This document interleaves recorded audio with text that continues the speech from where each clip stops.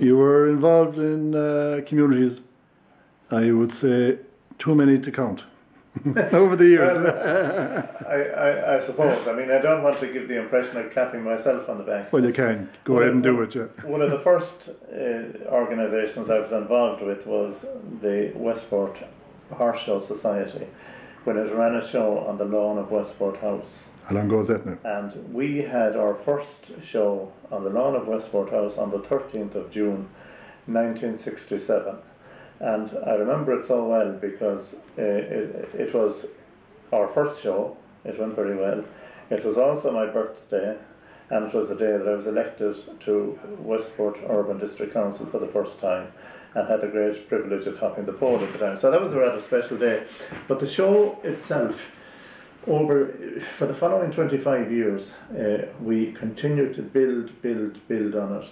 And I think, and again, even allowing for my bias in this whole matter, but I think that show generated huge publicity for Westport, and I think probably more than anything else did any other festival or anything else did more to put Westport on the tourism map than many events that followed. Of course, that wouldn't be fair. It wouldn't be fair to say that without also mentioning the International Sea Angling Festival that was organised and now is in its 50th plus year, and it too did a lot for tourism. But that was the organisation that I had a great regard for it, and I think we through the organisation we did a lot for Westport. The other organisations were groups like the social services. We played a part in building the social services centre up on the Mill Road. When was that set up? With the FOSS, approximately. With the FOSS scheme. That's that'll be over 30 years ago now,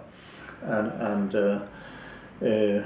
the late Sister Oliver was retiring as a principal. Not the late Sister Oliver; she's still alive in Castlebar happily, but she retired as vice principal in the school in Altamont Street. And she went straight in on a voluntary basis to manage the social services in the distribution of Meals on Wheels, laundry services, information centre, all that kind of thing. And that was another organisation that did very well. The Chamber of Commerce was one that I was involved in, and I was involved with the Mayo VEC through the Town Council and Ireland West Tourism, and then you had a Westport Tourism organisation. You had all these community groups, and they all worked extremely well. Tidy Towns, all of them, quite most of them, still going strong. And you participated in most of them, did you? I was in most of them. In most of them, yeah. I was, yeah. Did it take up a lot of your time? It did, yeah. It did, but you didn't put a value on your time at that stage. You know, you just sort of did it, and I think you had this. Maybe there was a little bit of vanity thrown in there somewhere that you wanted to be involved in all these things. But I think by and large you did it for your community and because you wanted to make your contribution, and a lot of people were involved and a lot of people made very worthwhile contributions.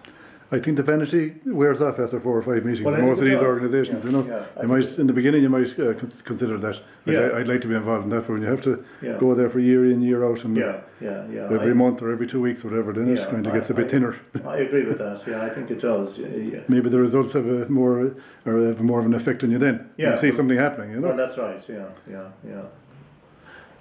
I was on the board of Ireland West Tourism for a number of years, and I chaired it, and I felt that was a good organisation. It represented the 3 counties of Mayo, Galway and Roscommon, and we did our best, both from a marketing and development point of view, to try and promote tourism in the region. And at one stage I was asked to serve on the board of Portfolcha at the time, and I did that for 5 years, and I enjoyed it, and it was a great experience. You certainly got a long list of involvement, haven't you? I did, yeah.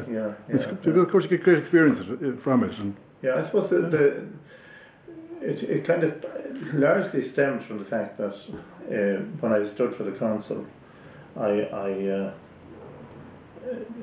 things were, and I wasn't responsible for changing them, but things were fairly dire in Westport in the late 60s and early 70s, and we knew as a council that we had a lot to do, and one of the things we did, I was on the council for 37 years, and one of the things we did over the years was we cooperated at a very high level, and we never took a sort of party political approach to filling the chair or the vice chair or any of these positions. We rotated them. You participated on school boards as well, didn't you? I did, yeah. I was on the first board in St Patrick's National School, which is now Squelforic, and I'm still a member of the Sacred Heart School Board. I was the first lay chairperson of that, and I mean, it's an outstanding school, and through my VEC membership I was on school boards in Ballyhonus and Achill and Belmullet, and enjoyed all of them, and hopefully made some small contribution to all of them.